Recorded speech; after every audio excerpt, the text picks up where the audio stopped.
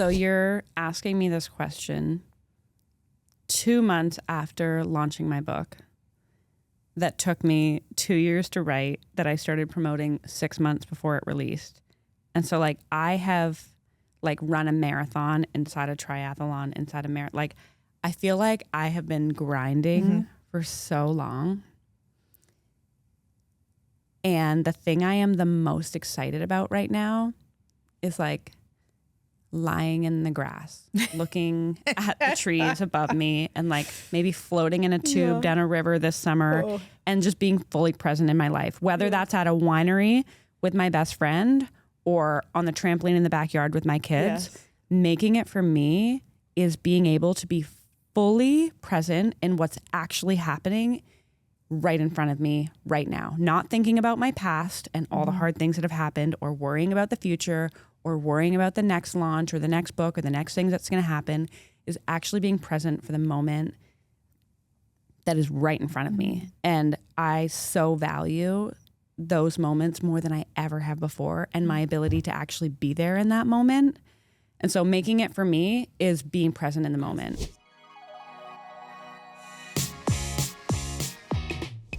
Libby Ward is on the podcast today. You probably recognize her from keeping it so real on Instagram, Diary of an Honest Mom, that she started. And that's how I found her. Once I became a mom, I was like, does everyone feel the way that I feel? Like, what? I'm not doing these like perfect Pinterest recipes or all of this stuff. And Libby has created a movement around honesty, around motherhood. Her book, Honest Motherhood, is incredible. I highly suggest that you get it. But we also talk about what it's like to build a brand as a person, as a mother, without showing your kids on the internet. And just the idea of like taking your story, building content around it, writing a book, all of those things. So motherhood, business, content, all of it is happening right now with Libby Ward. Going off of this like fun vibes, you know, people knew you and fell in love with you through Honest Motherhood and like starting Diary of an Honest Mom. And so they fell in love with Libby Ward as the mom Libby. But who were you before you had kids? I was the woman who did all the things and felt really good about it. I mean, looking back, I didn't really know who I was. And I share this later in the book, that becoming a mom, people say like, oh, I lost myself in motherhood. Becoming a mom broke me so much that when I was rebuilding myself, I realized, wait a second, I never actually knew who I was before I became a mom. I was who everybody else wanted me to be, right? I was hosting the Christmas dinners, and I was volunteering at my church, and I was helping friends, and I was working 3 jobs and volunteering, and I was the woman who did all the things, and I was the life of the party, and I made sure everyone was comfortable and was having a good time, and I could sense the needs of each person when I walked in the room. And so, I mean, I was a ball. I was a good time. I could spin all the plates. I felt great about it. But looking back, I don't think I really fully knew who I was and what I wanted. What I really wanted was to just belong and make people happy. And that worked really great until I became a mom. It's crazy how becoming a mom for me, it sounds like you and I are similar, where my people-pleasing tendencies and like my ability to just kind of be a chameleon in whoever needed me and however they needed me disintegrated, you know, after becoming a mom. And because I was just like, the tolerance I had for anyone other than my kids was like, and the energy I had to please other because people. you have less energy because you're not sleeping and you're needed all of the time. So where you used to be able to do all the things, you now either can't do them and then, in my case, feel terrible about yourself, or you do them, but then you become irritable and resentful and ragey or secluded. It changes everything. And we won't harp on like the postpartum, you know, early days too much, but tell us about your transition into motherhood. And we'll start there, because then I want to know like then how you said, let's share this. But did you always know you wanted kids? Like I was more sure that I wanted kids more than I was sure that I wanted to be married. Right. And so therefore my expectation of motherhood was like way too high because I was like, well, this is what you've always wanted. I talk about it, Making It Without Losing It. There's like Olympic athletes get depressed after the Olympics because it's the thing that they've always wanted. And then they get it. And then it's never as good as your mind. Although now I would say it's better. But in those like first, few months, I was like, wait, is this the thing that I begged for and longed for? So it felt like I was being punked. Like this was like a bait and switch for me. Right. Did you always know you wanted kids? Like what was your transition into motherhood? Yeah, so mine was a little bit different. I was 26 when I had my first. And for a lot of people, they would say, oh, that's pretty young.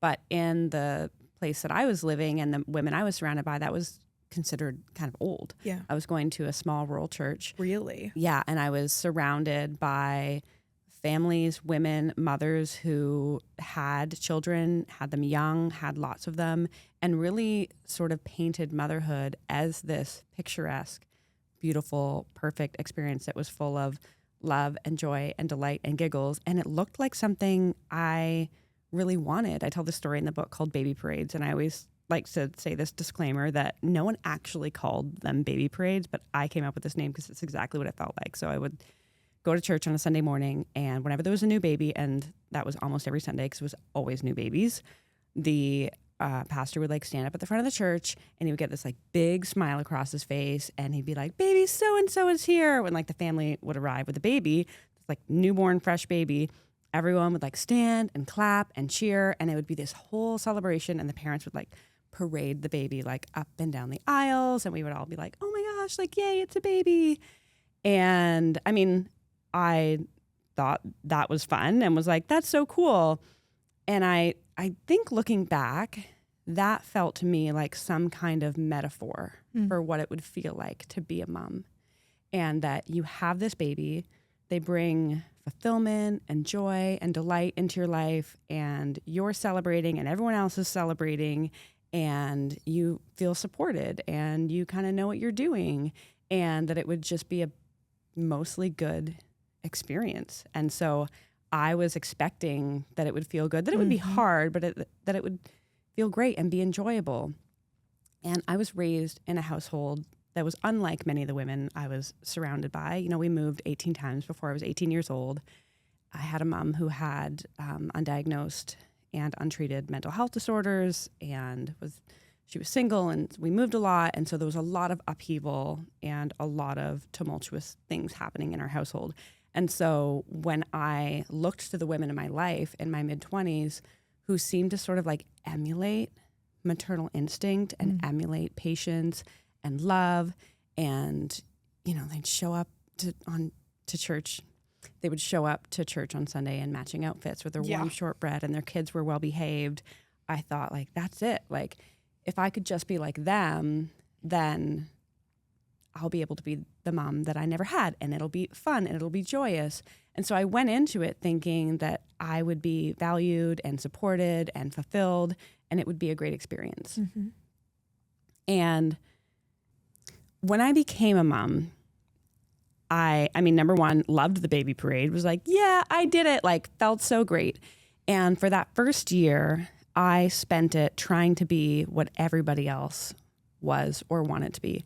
I baked and I cooked and I breastfed. I was that mom that like I would breastfeed my baby in my wrap while I was cleaning the house with like muffins baking in the oven. Yeah. Like a Norman Rockwell. Like I was just, I was insufferable. Yeah. Like I did all the things, and I felt so good about it. My husband was hired in the police service shortly after we had our first, and so he had to leave to go to the police academy for 3 months, and I was on my own. And at first I was heartbroken and was like, I don't know if I can do this. But then I was like, oh, I am doing it though. And I felt really good about being able to do it. And I felt good about being able to be the sole caregiver for my baby and to feed her and nourish her and be her person. And I felt like, oh yeah, I'm doing this. And I felt so good about being able to do it that I decided, sure, let's have another baby. And it turns out not all babies are the same. And my second was really, really hard. And that's when that's when it sort of became, oh, wait a second, this is really not what I real. expected. And I can't keep up. And my self-worth just went, pew. Yeah. And a lot of people like think, oh, the second time around, like I know what I'm in for. I got this, you know, when it can be a completely different experience. Right. But I want to go back to the baby parade and celebrating, because I think this is super interesting that like our culture celebrates like the birth and the pregnancy and almost like the finish line, but it's the starting block start, yes, of a race that you will do the rest of your life. And so the excitement around like baby shower, pregnant, bump pick. I remember like the amount of stuff that like advice and things around labor, which again, you know, great. But I was like, that is a part. But that's where the whole focus is. Exactly. And so I feel like almost the heightened celebration around pregnancy and birth brings a bigger letdown to the actual experience. It gives you a completely false expectation of what it's going to look like, feel like, be like, and what you can even prepare for. And then also people leave. You're like, the meal train ends. And then it's just you. It's you. So 2 weeks after my first was born, her shoulder stopped working. So I went to go change her. And you know that newborn scrunch where they're like all scrunched up? One of her arms was just flopped back and like not in the scrunch. And I was like, what is happening? Long story short, we end up going to a children's hospital. She gets admitted to the hospital. They don't know what's wrong, but they put IVs in. They start giving her antibiotics. They do a lumbar puncture. They do an MRI. They do x-rays, ultrasounds, all the things. I am terrified. I think my baby's going to die. They say it could be meningitis. It's a terrifying experience. 100%. Absolutely terrifying. Nobody prepares you for that. She gets admitted to the hospital. They put us in a ward with like 3 other families in the same room. She's 2 weeks old, which means I'm 2 weeks postpartum. Like I am still bleeding. And she's exclusively breastfed, but I don't have a bed. I have nowhere to sleep. So I'm already not sleeping because I'm 2 weeks postpartum. She's in her hospital bed and I have the privilege of sleeping in this like green plastic recliner for the duration of her stay, which was over 2 weeks long. And I already am not sleeping, but then I hear other babies crying. I hear other children crying. Like they don't give me food. They don't give me anything to drink. Everything becomes about her, which of course we're all the most concerned for the baby. But that was also like this complete switch from like, you're a person with needs that matter to you are not, even though my baby relies on me to be fed and all of these things, nothing. And I remember a week and a half in, I started to get like this like throbbing in my boob because I also couldn't breastfeed her normally. Like I had to like bend over the hospital bed to feed her because the wires from her IV wouldn't reach to me. And so then I developed mastitis, and then they wouldn't treat me because I wasn't the patient. They said I could leave to go see my doctor somewhere else, but I couldn't because she was exclusively breastfed. And so I was a disaster. I look up, like, I guess I can just like massage it out. I guess that's fine. I'll go to the hospital showers and do that. I remember my husband came to watch her while I went to go have a shower at the hospital. I was like shuffling down the hospital corridor, looking like for people to like help me figure out where to go. And it was like I was completely invisible. And I had this flashback to when I was pregnant, like 6 weeks before, and I had this like perfect round belly, and everyone was obsessed with me. Everyone was like, oh my gosh. Here, sit down, take my seat. Sit down. Like, oh, you need something to eat. You need something to drink. How are you feeling? How's your physical health? How's your mental health? How's the nursery doing? What are your birth plans? What does the nursery look like? Everyone was obsessed with me and the miracle I was for creating this baby. And my needs mattered. I felt like I mattered more than I'd ever mattered in my life when I was pregnant. And now all of a sudden, weeks later, I'm walking down the hospital corridor feeling like a ghost. Like I'm completely invisible and that I don't even matter at all anymore to go deal with the mastitis that they won't take care of.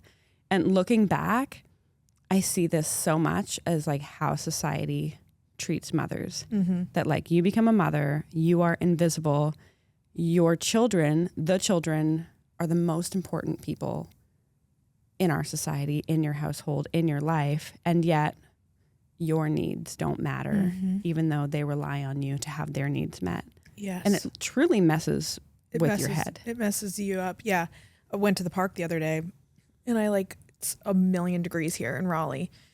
And I realized I had their ice cold water bottles, their perfect bento boxes that are like pressed peanut butter and jellies into heart shapes. And then I'm over here dehydrated because I didn't bring anything for myself. And it was just like, again, just like and I also don't want like my kids not seeing that I'm not like taking care of myself. Like I like to go to a workout class or do something and I am trying to verbalize. It's like, because mommy needs her time. Like mommy's going to go do this for herself. Yeah. And you talk about like how, yes, the postpartum period, you and I are very similar. We both had postpartum depression, different experiences. My son was also in the ER like 3 days after he was born. And like a same thing where you're postpartum and but it's not about you. It's not about you. Yeah. But it was later on into motherhood that kind of you started to rebuild. Is that the word you would use? Can you tell me about that? I think even process. Yeah. Also what happened and how it rewires you to feel like you should come last. I mean, especially in my experience, when I got home from the hospital with my daughter, I remember thinking, I'm so lucky to have brought her home. I'm so grateful that she's okay. She should come first and does come first, and I will do whatever I can to make sure that she knows she always comes first. And it almost made me double down on, I'm going to make sure I do everything I can to make sure she has her needs met. And my position really is second now. My position really is like last on the list. And I like brought that into my whole motherhood experience. Yeah. What was the moment you decided that you want to share this with other people? Like share your experience? I don't know that it was a particular one moment where it happened. I do know that about 6 months after my second born came along, when I was struggling deeply with postpartum depression and I broke one day, I went to the doctor who sent me to therapy, and I started on this journey of therapy pretty much at the beginning of my second born's life. And at the time I thought, this is a checklist item. Like, okay, Yes. I'll get my therapy, I'll get fixed. And then I can go home. It's like getting your oil changed. Yeah, and I can get back to spinning all the I got plates. 3,000 more miles on this now. I just want to go back to being a fun, happy person who doesn't get angry and doesn't resent everyone and everything in her life and can get back to serving everyone and keeping everyone happy and being a good mom. Like, please, therapist, just bibbity bobbity boomy, and I can just get back to it. And in fact, it really was like me pulling on the end of a thread of yarn that it was like a spool of yarn that really had been like mowed over with a lawnmower and like put through, the spin cycle. It was like, you think of like a spool of yarn and like tugging on a thread. And it was a big mess of things that really I needed to undo a lifetime worth of people pleasing and martyrdom and putting myself last and not really asking myself what I needed and not really knowing what boundaries were and attuning to everybody else's needs but myself. And so I went to the therapist thinking, oh, you're going to fix my postpartum depression. I'll get back to just being me. And really it started me on a years-long journey toward figuring out why I was the way I was and why motherhood was so hard for me. And so while I moved through that postpartum depression and got better, it then carried over into life of littles, it being hard, carrying the mental load, being the default parent, caring for my parents who were disabled and needing me. And I was still, even though I was going to therapy and even though I was still trying to be everything to everyone. And around the time my kids were 2 and 4, 3 and 5, I started to really change a lot of my perspectives of myself, of the world, my worldview. I went back to school for sociology because I wanted to be a teacher. And so I went to university as an adult, as a mother. And in that sociology class, that was the first time I had heard the words mental load, division of labor, patriarchy. And I was learning about the systemic reasons why I was so exhausted. Because you also grew up in a very small town.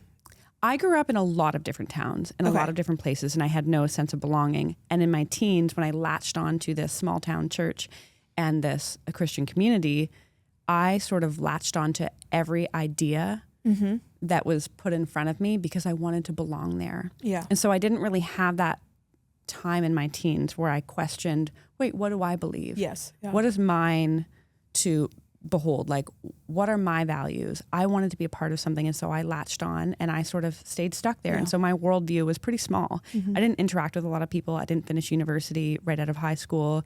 I had a pretty limited exposure to the world. And so as a 30-year-old mom going to school, learning about patriarchy and sociology and the division of labor, my mind was blown. It was like, oh my goodness, like there's a reason every woman I know is exhausted, is burnt out.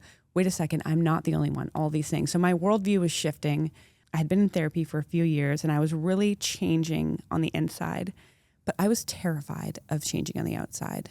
You know, when I'd built my life around people who had one certain worldview and I didn't necessarily have that place to belong at home, the thought of saying what I was starting to believe or how I was changing, the thought of setting boundaries and being myself out loud, it made me want to peel my skin off. I felt very alone and felt like, okay, I know it's normal to struggle in motherhood now. I'm coming to understand that there's social factors here. I'm coming to understand that my childhood experiences didn't end when I turned 18 and that they're still in my nervous system.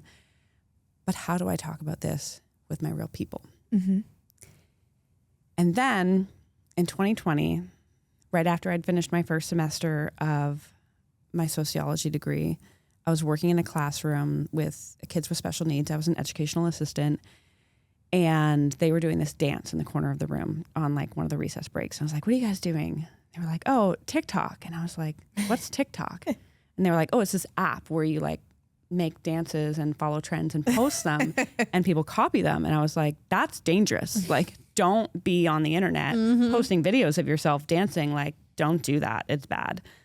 And a couple weeks later, the pandemic hit and we were all at home. And then I was at home with my 3 and 5-year-old. And I thought, oh, I'm going to see what this TikTok's about.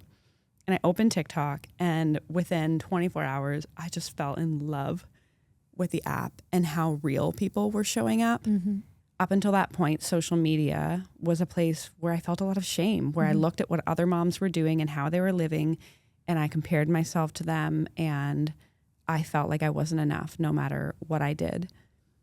And logging on to TikTok and hearing people just speak plainly and be real and be not perfect, just like was like a big deep breath, like, oh.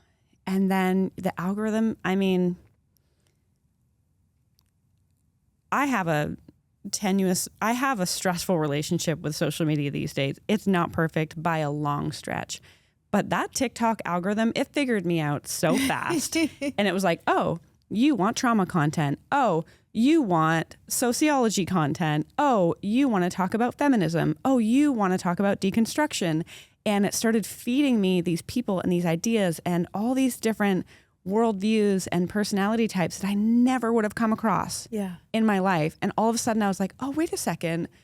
I am not the only one who is a cycle breaker. Oh, wait a second. I am not the only one who struggles in motherhood. There's a lot of people. And so I thought, oh, I'll make some videos. No one's going to see this. And no one's going to see this because millennials aren't on TikTok and my friends and family aren't on TikTok. And so I can share these ideas, right? So I had been raw. changing inside all these things that I didn't feel comfortable sharing out loud. I was like, oh, I can say it on TikTok. And it's almost like a testing ground. And what happened was I went viral very quickly, very often, pretty much within the first few weeks of posting. And that was, I think back to those first few weeks and months of TikTok as such a beautiful time because I finally realized I'm really not alone. And I not only am realizing that I am a person of value outside of just being a mother, but I am also able to share with other moms and help other moms. And so it wasn't one moment, but it was like a collection. There was a collection of things that happened that was changing me inside, and a realization that not talking about it was adding to my shame, and that by talking about it, it helped. And so that was sort of the beginning of like my TikTok journey. Yeah. And it's now turned into this entire brand, and millions of people like look to you for honest conversations about motherhood.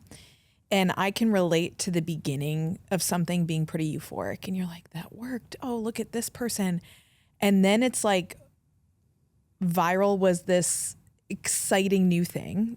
And then did it shift to like viral became the expectation of, now this is what I do and it's got to be good. Like, what's the relationship to? Yeah, I mean, slowly the bar just gets higher and higher and higher. And even now, to this day, whenever I go viral, for days, sometimes weeks afterwards, I have no creativity, because the pressure I feel to be like, oh, well, all these people saw this. Yes. The next thing has to be just as good. Right.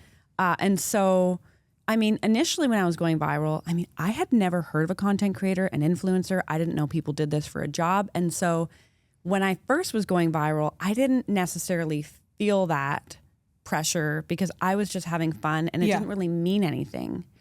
But once I started to see that it could mean something, and once I started to get trolls and get negative feedback and get an onslaught of positive feedback and new followers, and once I understood what it meant to have followers, then all of a sudden there was all these different things I was taking into consideration every single time something did well. Which can fuck with your creativity.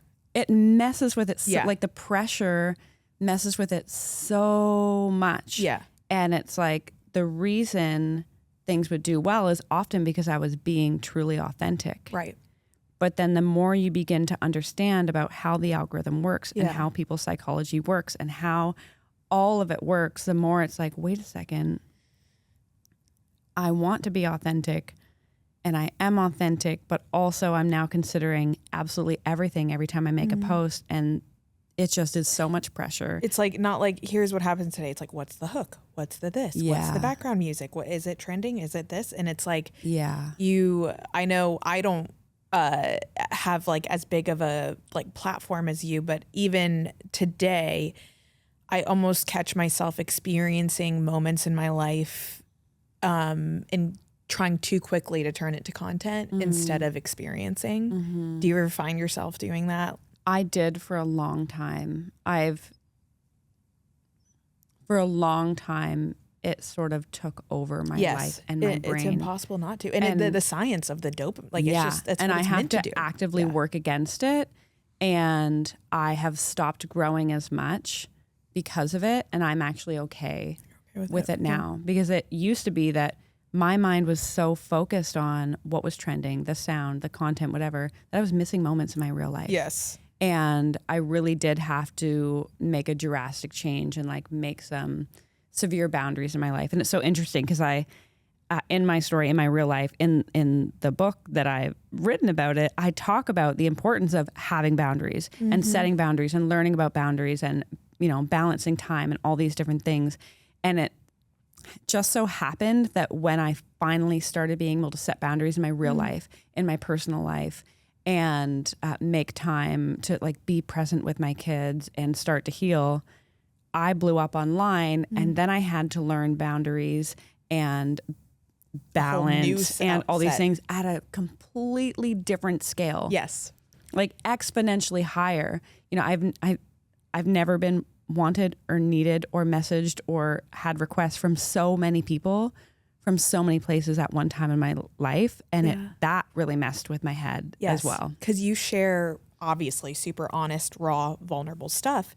And so I found that whenever, you know, when I speak, I share stories and then I have to be ready off stage for those stories to come back. Like someone is like, let me tell you mine. And that can be wonderful. It can also be really emotionally exhausting. When you're someone, especially who cares so deeply about cares other people. so deeply. Yes. And the reason you do what you do is to help people. And so it's this weird mental thing where it's like, the whole reason I'm doing this is to help people. I genuinely care. And the human nervous system was not meant to bear the stories and experiences and traumas and feelings and stories of that many people coming at one person. It's not the social posting that gets me. It's the DMs and feeling like I want to make sure this person is seen, but also I want to be with my kids and stuff like that.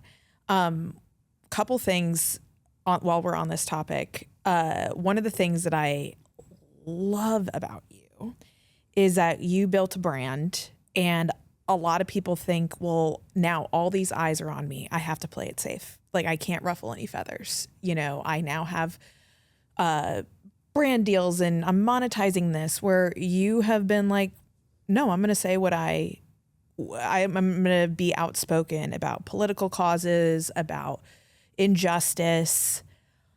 Is there what has that been like for you to do that on such a large scale? And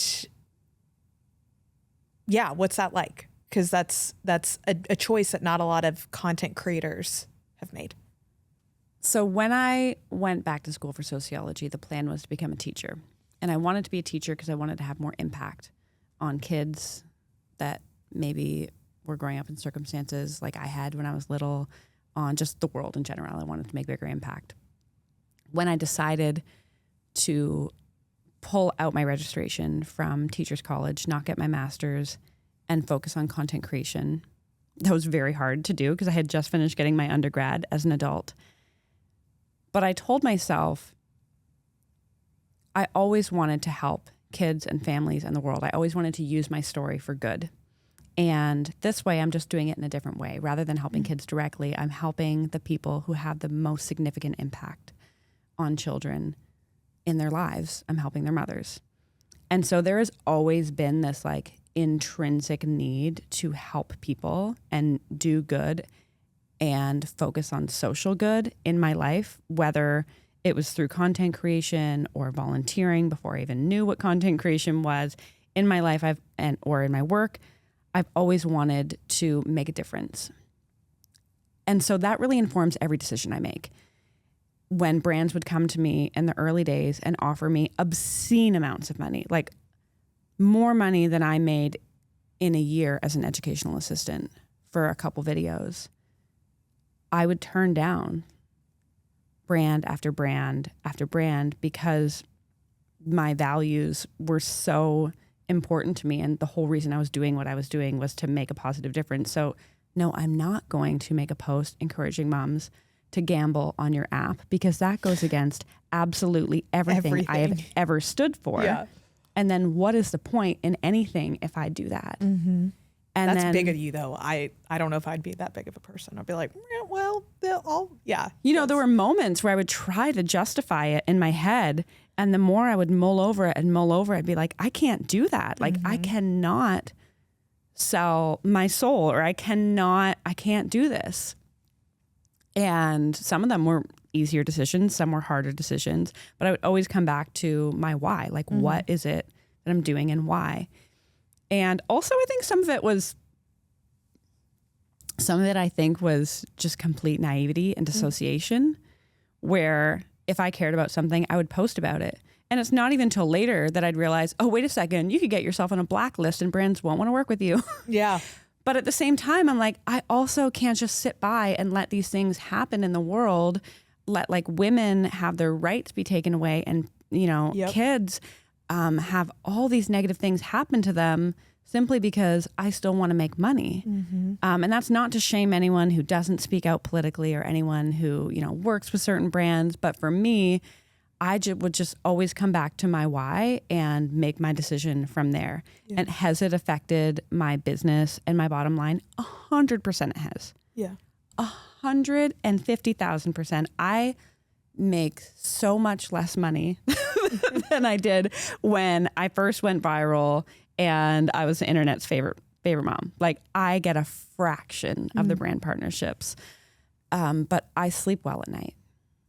Fucking love that. And I can go to bed knowing that I am who I say I am. Yeah. And that one day when my kids look at me and ask me why I did what I did, I can give them an honest answer. So on that, you've also made an entire brand about motherhood without showing your kids on the internet. Again, no shame to people who do, but what was your, I've had the same like decision, and I kind of know my answer, but what was your thought behind that and reason? I mean, it was an evolving thought. In the first few weeks, I did post my kids because I had no idea what anything was. Right. Yeah. But then the more eyes started coming to my page, the more it just didn't sit right with me. You know, you think about that number of people watching your children, it's very scary. And also I had this element of my husband was a police officer. And so knowing the type of people that he deals with, knowing the sorts of things he's gone through, You know too much. I was like, I don't really want to put my kids in the public eye, and I don't want to use them for content. You know, I remember doing a few different videos, even where I didn't show their faces. Yep. And I would ask them to do different things, and they would be visibly frustrated or stressed. And I'd be like, oh, just one more take or whatever. And afterwards being like, what am I doing this for? Like, I don't want their life to be with a phone in their face. I don't want to use them for content. I don't want my business to rely on them. I don't want the public seeing them and knowing them. I think about before I was on social media as a public figure, even people I knew as a young adult or whatever, they would still be in my Facebook and they'd see pictures of my kids. And, you know, we'd run into them in the grocery store and they'd be like, oh my goodness, you know, did you like playing with your Play-Doh on the weekend? And my kids would look at them like they had Like, 14 how'd you heads. know? Like, who are you? Yeah. And these would be people that I knew and loved and trusted. Right. And my kids would be like, what? I don't know them. Yeah. And to imagine that would happen on a scale where anytime we left our house, a complete stranger to even me would come up and know things about my kids' lives. I just thought that's not an additional layer of stress that I want in my life. And I don't want to subject my kids to that. And they also cannot give consent. Yeah. They cannot give informed consent. Sure, my kids can beg to be in a video. You know, I have a nearly 12-year-old daughter. She wants to be in my videos, but my kids can't actually give informed consent because they don't understand the implications of a public life. And so at the end of the day, I respect their autonomy and their choices, and I am their parent, and it's my job to keep them safe it's my job to keep them safe, period. Yeah. How do you, are they curious about what you do? And like, how do you explain your career like to them? Because I'm going through, you know, my kids are like 3 and 2, and my daughter's very interested in like work. And because I'll say, you know, mommy's going to work, and it's like, well, what is work? And I, you know, I'm going to speak, and I'm like, I teach people kind of like a teacher, but it's like on stage. How do you explain what you do to them? Or do they ask? It depends on the ages they've been at. I mean, my eldest daughter, she pretty much gets what I do now, but it's been, you know, over the years, they've gotten different explanations, and, you know, they basically know that my job is to help people, and that I create content online, and I wrote a book, and I talk about the hard things that moms go through so that I can help moms to be better moms and to take care of themselves, because moms are people too, and moms deserve to be taken care of. And when moms are taken care of, they can better take care of their kids. And so really my job is in helping people, and that looks a lot of different ways, from making content and making videos to speaking to writing a book. And I want to instill in them from a young age that they are inherently valuable, and so are the adults in their lives, and that it's their job to take care of themselves and to listen to their needs and be their true self. And the best way for me to teach them that is to show them that. And so I talk to them openly about the fact that, you know, I used to be, you know, angry and irritable, and like, do you remember mommy getting angry? And, you know, do you remember when XYZ happened and how did that make you feel? And, you know, am I different now? And, you know, like we talk about different stories and, you know, the change in me, like since I've changed and since I've begun my healing journey. And I talk about how that's related to, well, now I do take time for myself. And now I do go to the gym and I do have a career, and I take time after a long day out when I'm overstimulated to, you know, be alone in my room for a while. And so I talk them through the different things I do to take care of myself so that I can show up for them and have fun with them and be the mom that they love, and how my job is basically to talk about that with other moms and to show them that they're important, because there's a lot of moms out there who treat themselves as though they're not that important, and I want them to know that they are, because they deserve that and their kids deserve that. And so I kind of talk about it more like holistically as opposed to the actual things I do. That you do. But they have seen you go on this insane book tour for Honest Motherhood. Yeah. What is it? This is your first book. What has the process been like? And give us the honest, unfiltered version. Well, I mean, the honest version is that writing the book is just about the hardest thing I've ever done. Really? You know, next to being a cycle breaker is writing a book about being a cycle breaker. It really consumed me for a long time. The writing process? The writing process. I mean, especially when I signed the book deal in 2023, I was at the height of my career as a content creator, and I was growing by thousands of followers a day, a lot of brand partnerships, speaking, all kinds of things happening in my career. And then I signed a book deal and, like a lunatic, decided that I should try and write while keeping up the rest of my business. And it was completely unrealistic and not possible. And it really burnt me out and stressed me out and made motherhood and life a lot harder. And any balance that I had found, again, it was like someone took a handful of confetti and just threw it in the air again. I was like, okay, how do I figure out how to be a mom and have a career and be a full human person and good friend and whatever at the same time? It was really hard. So the 2 years I spent writing was really navigating, how do I do what I love and be a full person and good mom at the same time? And the irony of that while writing a book for moms is not lost on me at all. And so the writing process was difficult. My husband definitely became the default parent. And looking back, I'm grateful that they have had the experience of dad being the primary parent, because it fostered their connection with him and they saw that he is capable, and it normalized that dynamic in our household. That was great. But it was really hard for me at times to feel like I was, you know, I had to shut the door, you know, for days on end and work. And that was really hard for me. And they saw that. And so there's that piece. And then there was actually launching the book, which for me has been really fun. I have felt so much more connected to my community. I've been able to focus just on sharing about the book. They were able to come to my first launch event. They've been able to see me on TV. You know, my kids go to their friends' houses and they're like, I saw your book on their coffee table. And they've kind of seen that part. And so that part has been it's been really fun. And I think it's made it more concrete for them. Yeah, you know, like when I was writing the book and making they're not in my content and they're not in the writing process. So mostly they just see me like on the couch, like writing, you know, for like days and weeks and, you know, like years on end. Like, what is mom even doing? Like, how does that count as work? Yep.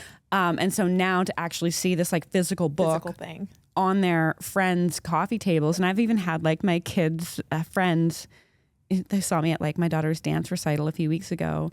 And my son's friend, who's like 9, was like, oh, so-and-so's mom, you know, my mom has your book.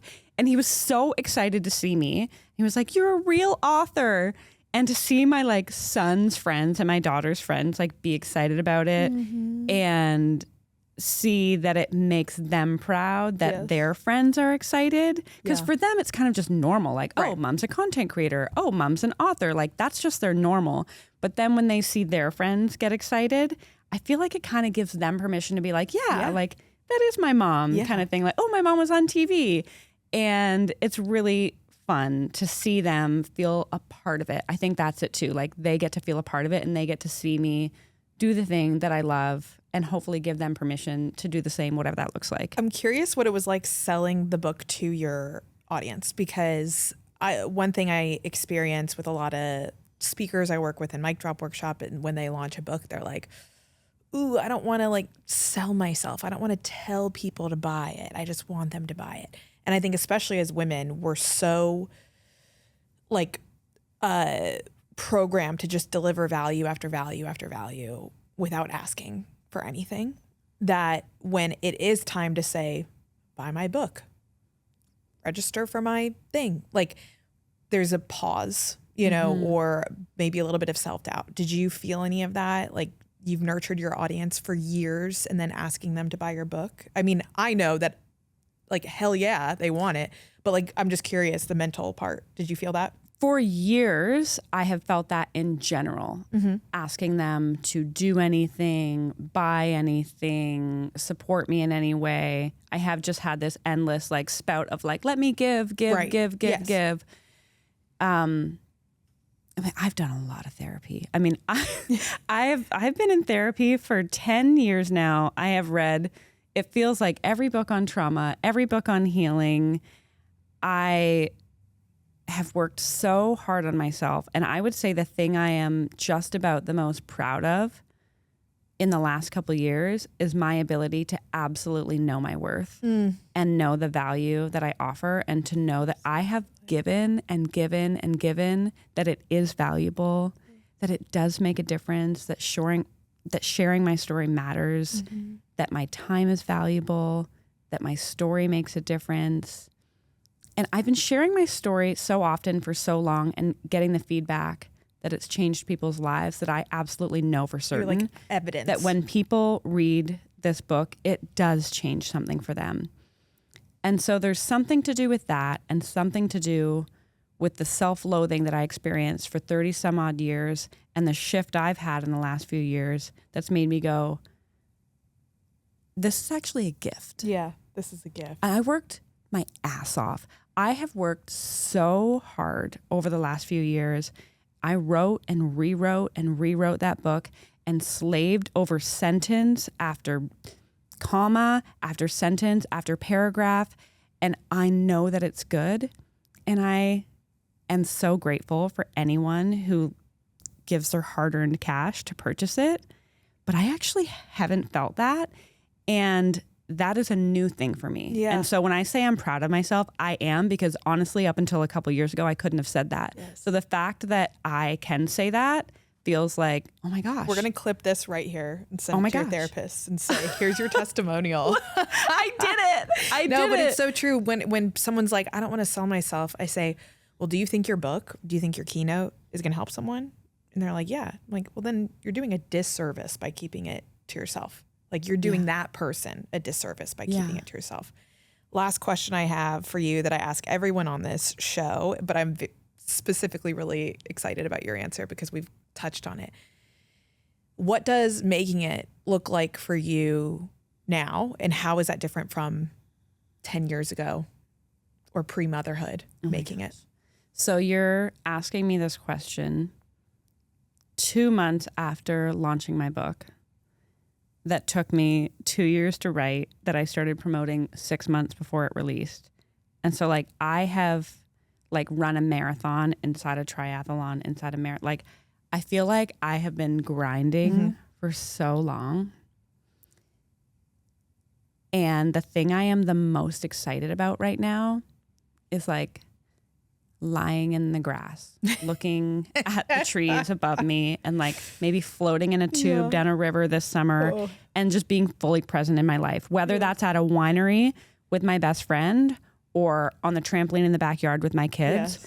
Making it for me is being able to be fully present in what's actually happening right in front of me right now, not thinking about my past and all the hard things that have happened, or worrying about the future, or worrying about the next launch or the next book or the next thing that's going to happen.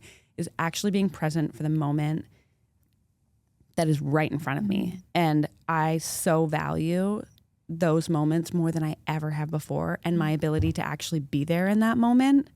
And so making it for me is being present in the moment, whether it's a few months from now when I'm in work mode and I get to do the thing I love, or whether it's a few weeks from now when I'm in the backyard with my kids, like being there, like making it as being able to be present.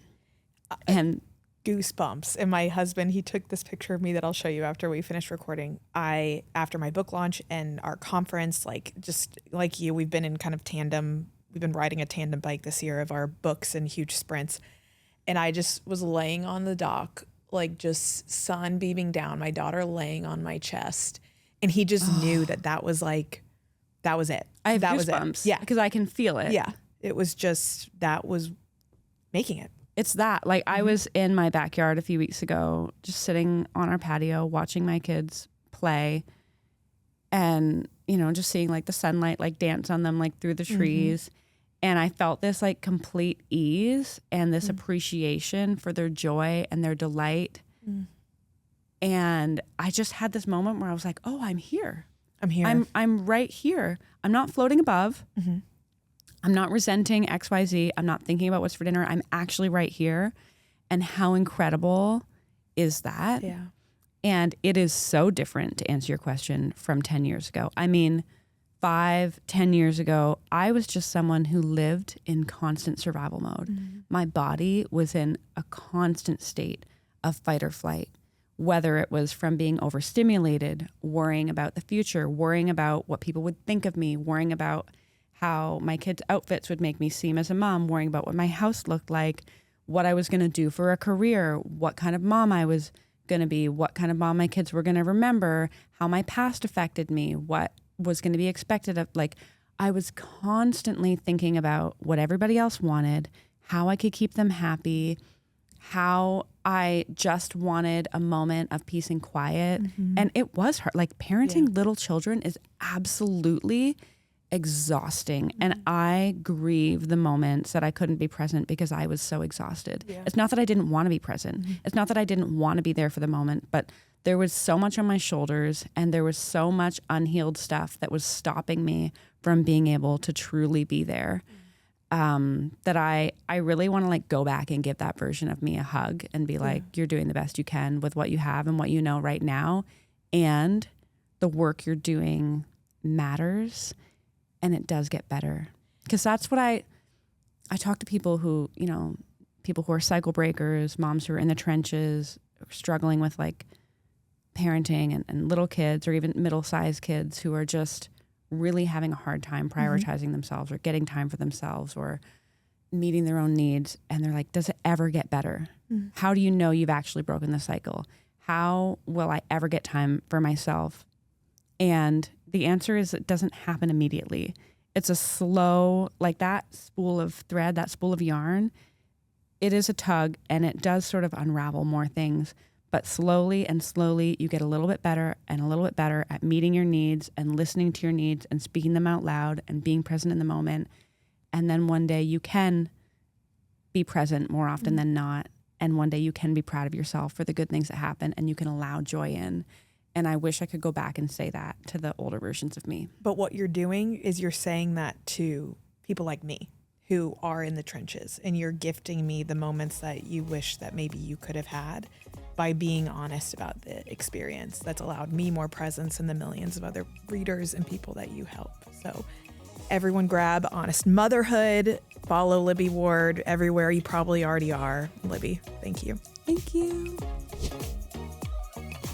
Thanks for listening to Making It with Jess Ekstrom. Make sure you're subscribed and leave a review if you're enjoying it. See you next time.